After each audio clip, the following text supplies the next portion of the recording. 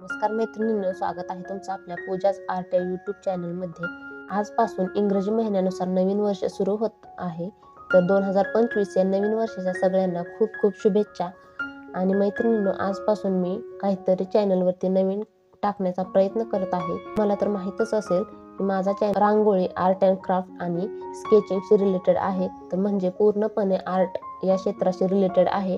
तर आजपासून मी रांगोळी बरोबरच बॅकग्राऊंड म्युझिक ऐवजी मी जे पुस्तकं वाचत आहे त्या पुस्तकांची माहिती म्हणा किंवा समरी किंवा सारांश तुम्ही म्हणू शकता, ते तुम्हाला सांगण्याचा प्रयत्न करत आहे। तर आज हा माझा पहिलाच दिवस आहे, समजून घ्या। काही सुधारणा करण्याची गरज असेल तर तुम्ही मला कमेंट करून नक्की टिप्स देऊ शकता।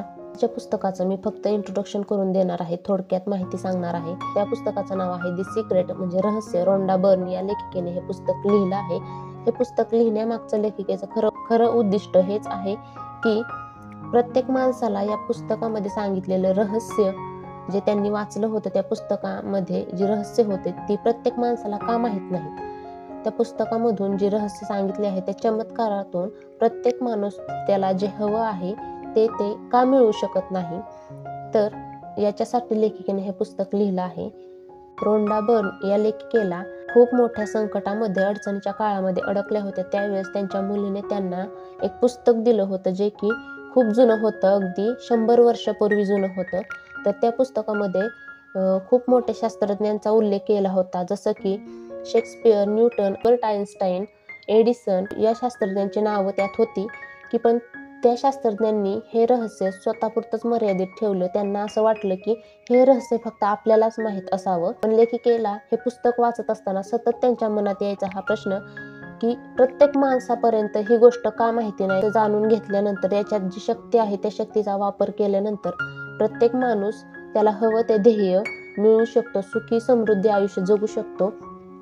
त्याच्यासाठी हे पुस्तक लेखिकेने लिहिलेलं आहे। लेखिकेच्या मनात हे प्रश्न सतत येऊ लागले, तेव्हा लेखिकेने असा निर्णय घेतला की जगभरात सगळीकडे फिरून, म्हणजे सर्वत्र फिरायचं आणि ज्या ज्या लोकांना हे रहस्य माहीत आहे आणि रहस्याच्या शक्तीचा वापर करून त्यांच्या आयुष्यात जे चमत्कार घडले आहेत, त्यांनी जे त्यांना हवं असलेलं मिळवलं आहे, त्यांनी त्यांची स्वप्न पूर्ण केली आहेत, आयुष्य सुखी, समाधानी आणि भरभराटीचं कसं सुरू झालं आहे, त्यांचे अनुभव जाणून घेण्यासाठी लेखिकेने जगभरातील वेगवेगळ्या लोकांना भेटून त्यांचे अनुभव ऐकून घेतलेले आहेत।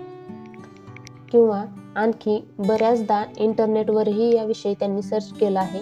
बऱ्याचदा त्यांना असं याच्याविषयी माहिती, रहस्याविषयी माहिती जाणून घेताना भरकटल्यासारखं व्हायचं। विषय भरकटतोय कुठेतरी, वेगळीकडेच मन विचलित व्हायचं। पण त्यांनी लॉ ऑफ अट्रॅक्शनचा वापर केला होता, त्याच्यामुळं आपोआप त्यांना भरकटल्यानंतर थोड्या वेळानंतर पुन्हा रहस्याविषयी माहिती घेण्यासाठी त्यांचं मन आपोआप खेचलं जायचं। त्यांना वेगवेगळी नवीन नवीन माहिती जी लोकांना माहीत आहे, ज्यांनी या रहस्याचा वापर केला आहे, यातल्या शक्तीचा वापर केला आहे, त्यांच्याविषयी माहिती मिळत गेली।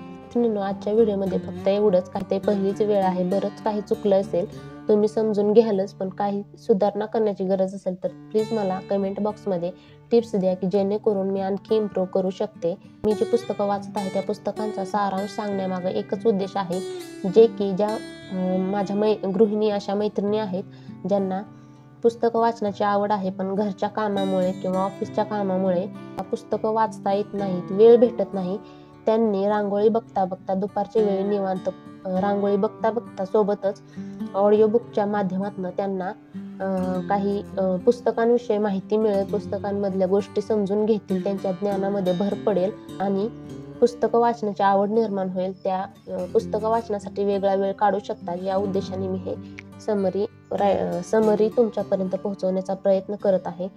तर आजचा व्हिडिओ कसा वाटला हे कमेंट करून नक्की सांगा आणि व्हिडिओ आवडला असेल तर व्हिडिओला लाईक करा, शेअर करा आणि महत्त्वाचं म्हणजे चॅनलला सबस्क्राईब करायला विसरू नका। धन्यवाद।